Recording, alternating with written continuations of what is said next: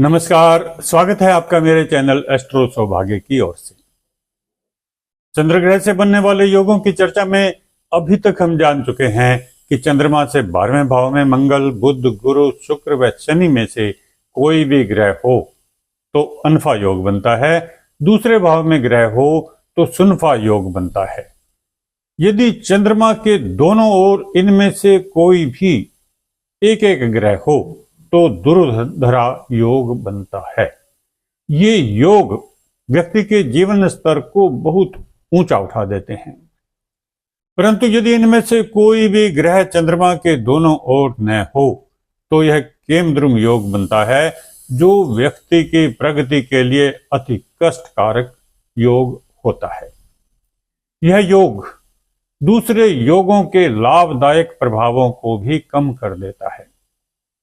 यह स्पष्ट जान लें कि इन ग्रहों में सूर्य व राहु केतु सम्मिलित नहीं है, क्योंकि यदि ये ग्रह चंद्र के आसपास होंगे तो उसके बल में कमी ही करेंगे और व्यक्ति को मानसिक अशांति व निराशा देंगे।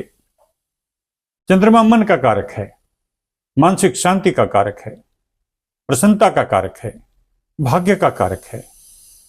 माता, धन, प्रसिद्धि वे चेहरे की आभा को भी चंद्रमा से ही देखते हैं। यदि चंद्रमा बलवान हो तो ये सब बड़ी आसानी से प्राप्त हो जाते हैं। यदि चंद्रमा कमजोर हो तो व्यक्ति को अधिकांश जीवन इनकी प्रतीक्षा करनी पड़ती है।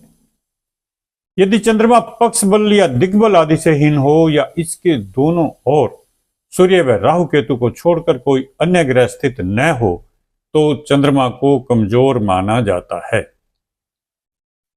सूर्य के नजदीक होने पर चंद्रमा पक्ष बल में कमजोर होता है और जन्मपत्री के 10वें भाव में होने से चंद्रमा को दिग्बल नहीं मिलता। यदि आपको जीवन में आगे बढ़ना है, प्रगति करनी है, तो चंद्रमा को बलवान बनाना ही होगा। चंद्रमा कमजोर होने से मानसिक अशांति, अस्थिरता, अकेलापन व निराशा होती है। स्वास्थ्य कमजोर होता है, भाग्य निर्बल होता है, लगातार मेहनत करते रहने से भी कुछ हासिल नहीं हो पाता। ऐसा व्यक्ति अपनी जिम्मेदारी पर कोई काम नहीं करना चाहता, पारिवारिक जिम्मेदारियों का भी निर्वाह नहीं करना चाहता। जीवन में निराशा व उदासीनता उसे अधिक मिलती है। उसकी माता का स्वास्थ्य भी अक्सर खराब होता है। उसे अपनी माता से उचित सहयोग भी नहीं मिलता। ज्योतिष के अधिकांश ग्रंथों में इस योग को दरिद्रता देने वाला योग माना गया है। महर्षि पराशर के अनुसार इस योग में जन्म लेने वाले जातक को जीवन में कलंक का सामना करना पड़ता है। उसकी शिक्षा कम रह जाती है, उसमें बुद्धि की कमी होती है तथा अपनी बुद्धि का प्रयोग भी वह ठीक से नहीं कर पाता। वह निर्धन होता है तथा उससे जीवन में अनेक असफलताओं और कष्टों का सामना करना पड़ता है। पानसागरी के अनुसार यदि ऐसा जातक राज परिवार में भी पैदा होता है तो भी उसे अपयश मिलता है। वह अनैतिक कार्य करता है, निर्धन रहता है तथा दुष्टतापूर्ण कार्य करता है। इस योग के प्रभाव से सभी शुभ योग भी प्रभावहीन हो जाते हैं। या तो जातक की संतान नहीं होती और अगर होती भी है तो उसे संतान की ओर से सुख नहीं मिल पाता। वह हमेशा मानसिक चिंताओं और दुखों से घिरा रहता है।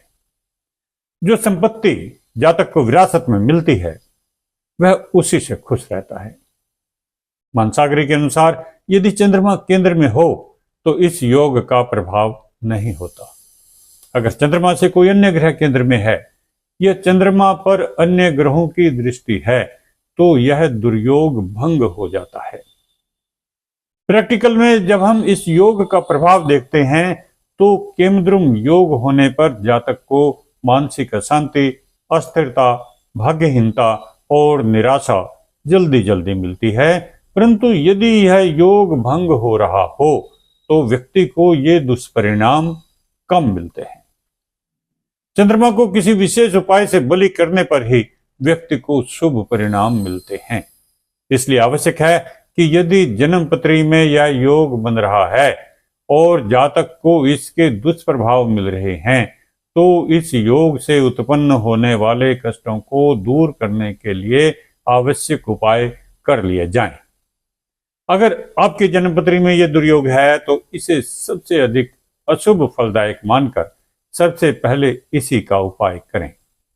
उपाय के रूप में आप चंद्र ग्रह के मंत्र ओम श्रांग श्रीं श्रौं स चंद्रमसे नमः का हर रोज जप करें। ओम नमः शिवाय मंत्र का जप भी लाभदायक होता है। सोमवार को शिवलिंग पर जल चढ़ाने से भी लाभ मिलता है। केमद्रुम योग शांति लॉकेट धारण करने से इस योग के अशुभ प्रभाव दूर होते हैं। उपाय करना इसलिए आवश्यक है क्योंकि यह नकारात्मक है और अभाव देने वाला योग है। सकारात्मक यानी पॉजिटिव योग होगा तो उसका प्रभाव अधिक मिलेगा या कम मिलेगा, जातक मेहनत करके उसमें वृद्धि कर सकता है। परंतु नेगेटिव योग का प्रभाव दूर करने के लिए तो उपाय या प्रार्थना ही की जा सकती है। इस वीडियो में इतना ही। अगले वीडियो में बात करेंगे चंद्रमा से बनने वाले एक और योग यानी चंद्राधि योग के बारे में। चैनल को सब्सक्राइब कर लें ताकि आपको भविष्य में भी ऐसी जानकारी मिलती रहे। बहुत बहुत धन्यवाद।